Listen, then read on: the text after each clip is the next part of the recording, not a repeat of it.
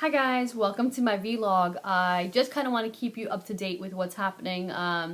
June 16th I'll be flying out to the UK for 3 weeks to film season 5 of Broken Silence, which as always, like every other season, I am super excited about and look forward to delving into issues that are relevant and interesting. And like every season, once we've aired the shows, we get messages from people who feel slighted because they were not they weren't part of the discussion or had something to say or thought they could have added to the program. And like every other season, before we film, I post the fact that we're filming. I post our filming schedule, but I am now giving you enough notice to be an active part of the show.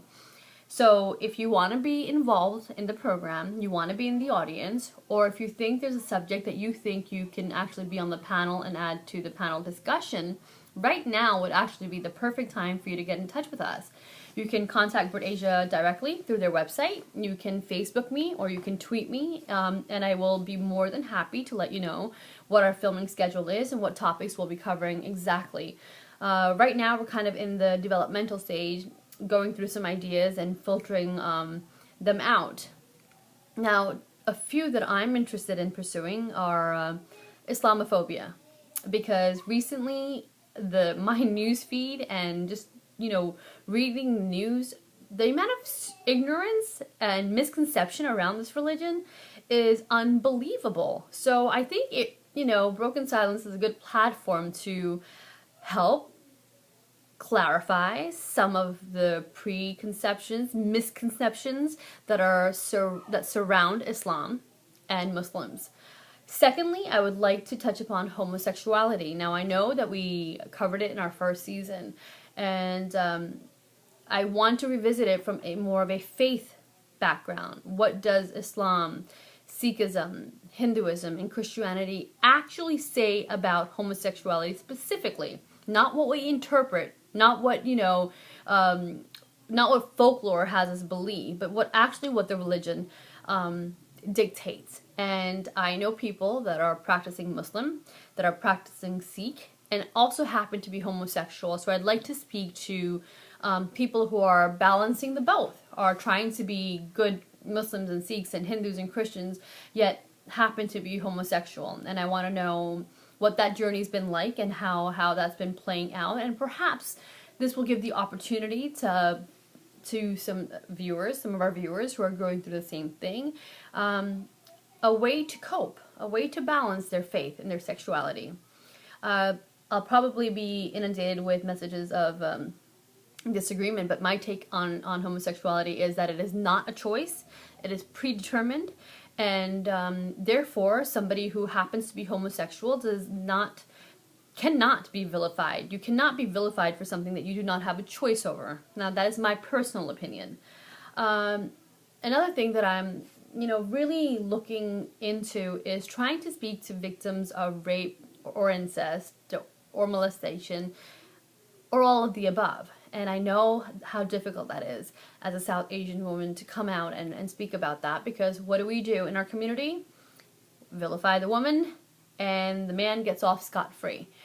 And I don't think I can do it on my own. I'm not suggesting that I have, the influence to change the way that everybody thinks, but I do know that I have a really good platform to at least address it, to take away some of the stigma that is attached to the victim, and actually put the blame where it belongs onto these criminals and these animals that feed on these women and then torment them and in essence ruin their lives. If a woman's been raped or molested, our community and our family dictates that we keep quiet, because once you have been violated sexually, then trying to get married or finding somebody to be your partner is going to be a very difficult task.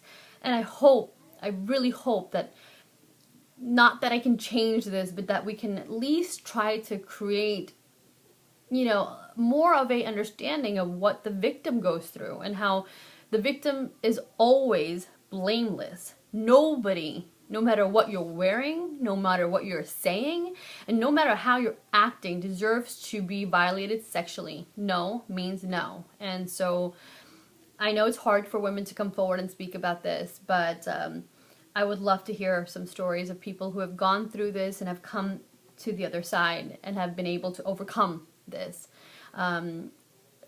Stories of inspiration and hope is what I'm actually looking for.